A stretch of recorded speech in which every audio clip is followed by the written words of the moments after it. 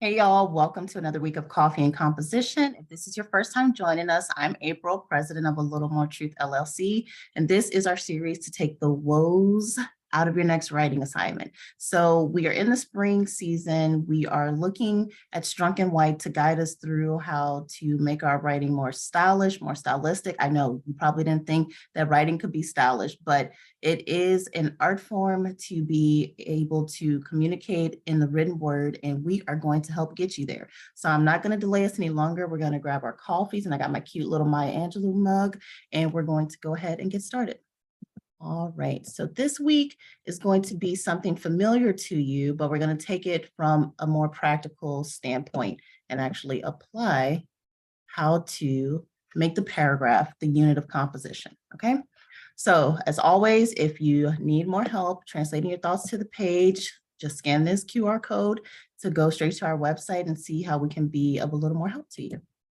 So in case you need a refresher on paragraphs, we had a whole series about paragraphs, I think it was like the spring of last year, but whenever it was, we had a whole series about paragraphs, and this link will take you to that. I'll also have the link in the description box below. So let's translate Strunk and White and what they say about paragraphs. You want to avoid making single sentence paragraphs. So if you were doing like a creative writing assignment and you were doing dialogue, then a single sentence paragraph would be fine. But for things like your rhetorical analysis and your classical arguments and your more composition focused writing, not your creative writing, your English writing, you want to avoid those single sentence paragraphs. You also want to turn new topics into paragraphs. And again, you can look at our refresher on how to turn new topics into paragraphs and why that's important. And then finally, make sure your paragraph sticks together. So you don't want your paragraph kind of floating over here talking about one thing and floating down here talking about another thing. And it's all just a jumbled cosmo of ideas that doesn't stick together. That's when you want to separate them. All right. So let's look at an example of one. Let me move this toolbar up so we can look at an example. This is going to be our sample essay for the whole season. And it is a sample essay that I wrote that is a very struggling essay. Let's just say it like that. It has a lot of things that are wrong with it. And each week we're going to look at a different thing that's wrong with it. But if you want just a fun exercise for yourself, you can just take this essay and make it a much stronger, much more stylistically clean essay on your own. And I'd love to see what you do with it. It's yours to play with. But this week we're going to use the essay to look at where we can break up some paragraphs, okay?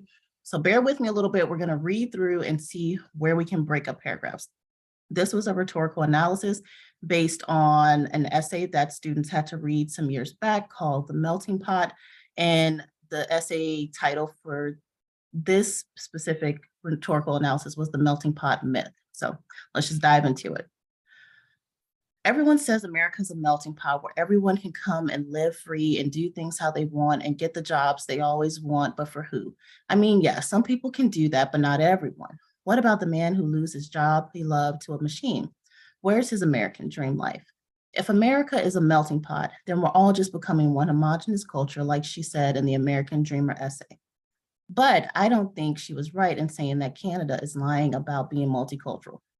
Okay, so this little mark right here, you can hopefully see with my cursor, is the editing mark for new paragraph. So all up in here, we're talking about the American dream and who's it for, and just kind of introducing the topic, right? Then we go into this thing about Canada and Canada's lying about being multicultural. This is a perfect place, even though it's the middle of the sentence, to start a new paragraph because we're going into a whole new topic, okay? Remember what Strunk and White said we want to do? We want to make new topics into new paragraphs, okay? So here, even though it's the middle of a sentence, you would just break it up, make it a new sentence, not a sentence fragment, and turn it into a new paragraph. All right, so let's jump down here a little bit because we see that's going to talk about Canada for a while. Let's jump down here and see where we can break it into another new paragraph. I agree with her when she says that I didn't expect myself to ever disobey or disappoint my father by setting my own goals and taking charge of my future. This is like what happened with me and my dad when I started going out with my boyfriend. My dad didn't like that he was white because he thinks like her family that one's identity is fixed. But I feel that because there's not so many issues like it used to be when he was growing up, like a lot of bad treatment of Black people by white people, that it shouldn't be a problem with me dating a white person or anybody from another race. And she uses a lot of pathos. Okay, so we're gonna stop right here and look at the paragraph break mark, right? So up here, we're talking about the text. We're not properly citing the text, but we're talking about the text, and we're using anecdotal evidence when you start talking about your own personal experience and tying it to how it relates to the essay, right? But then down here, we skip into how she uses pathos to make her argument, which, if you remember from the rhetorical analysis video, we want to use a rhetorical triangle. This essay is not doing a very good job of it, but it's trying to get there. And if we broke this paragraph up here, we would be able to dig into how she's using pathos a little bit more.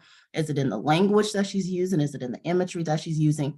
The point here being, here's a good place to break up the paragraph from the anecdotal evidence and tying it to the citations of previous in this paragraph, to shifting to how the rhetorical triangle is being used and what parts of the rhetorical triangle is being used to make her point with pathos. Okay, and we're almost done, but we're not quite done. Let's see. Did it freeze on me?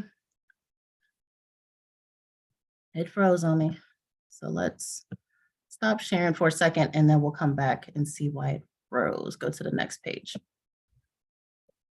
All right, let's go back to sharing, because we still had a few more places where we could break the paragraph up. So hopefully you can see, we're going to go to a slideshow from the current slide.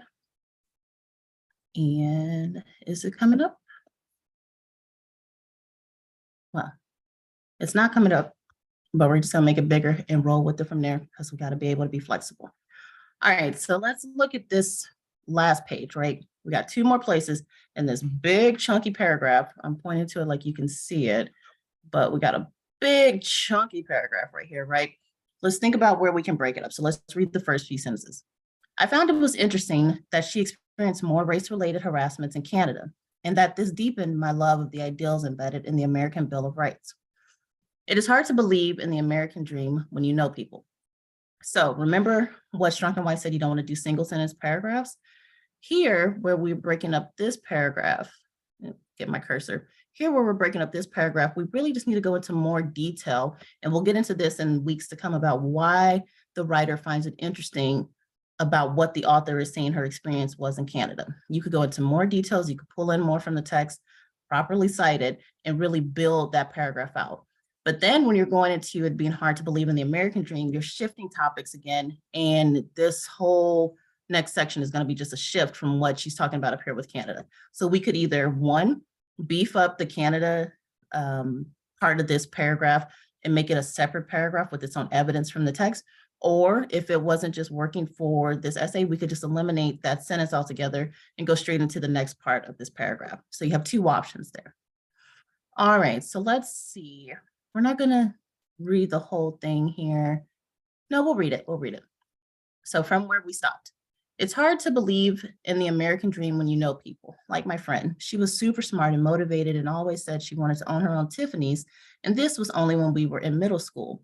So, I thought, man, this girl is motivated. She's going places. Again, this essay is full of all types of things wrong with it. That's when we went to high school. Then when we went to high school, she went to a magnet school for business. I went to the normal high school. Who do you think is better off now? I have a good job working for AT&T and I've been all over the country. But my friend, she finished high school, but she had to drop out of school because of money problems. I think the government needs to do more. Okay, so here is like we saw on the previous page, breaking up this paragraph here. All of this about the friend and the experience in middle school and high school and how their trajectories differed, that's all anecdotal evidence that we really would need to kind of tie in more to the essay. What if he quotes from the essay or links back to the essay so it doesn't just seem like we're going off on a tangent? But that's a separate place, a separate thought, a separate topic than what we're doing here, where we say, I think the government needs to do more for people. Here, we're going from the anecdotal to what the government should do for people who may not have the same opportunities to live out their American dream. And to take this again from opinion to analysis, we would want to tie it back into the essay. Are there any places in the essay where the writer is saying, oh, this is how I was able to achieve my American dream by getting this type of funding from the government? Or does the writer not mention that at all? Does the writer say she took a different trajectory than getting government assistance or anything like that? You would just want to tie it into either the essay or some other article. You would want to put in some ethos right here to make your argument stronger in this part of the paragraph, rather than just depending on anecdotal evidence and you think and you feel and your opinion. Remember, we're taking our essays, our writing from our opinions and making them stronger, making them more robust by using the rhetorical toolbox that we have, the rhetorical triangle, and also making sure that our paragraphs are not too packed. So that will take us to the next page. What's our key takeaway for this week, right? We've looked at these paragraphs. We've looked at how we can break them up, how we can build them up, how we can get rid of some of them altogether. Well, our key takeaway for this week is that a bloated paragraph leaves your reader dissatisfied and undermines your authority as a writer. So you don't want to be seen as someone who doesn't know what you're speaking about, because you do. You've done the work, you've done the reading, you've done the research, you've done your outlines, you've done all the work, the hard thinking. You don't want that to be undermined by the fact that your paragraphs are too full, too packed, or too short and not really developed and giving the impact that you're trying to make. All right, so that is it for this week. As always, subscribe to our YouTube channel if you want to see more of this content, and new episodes will air every other Monday in the spring and the fall. And I look forward to seeing you back in the next one.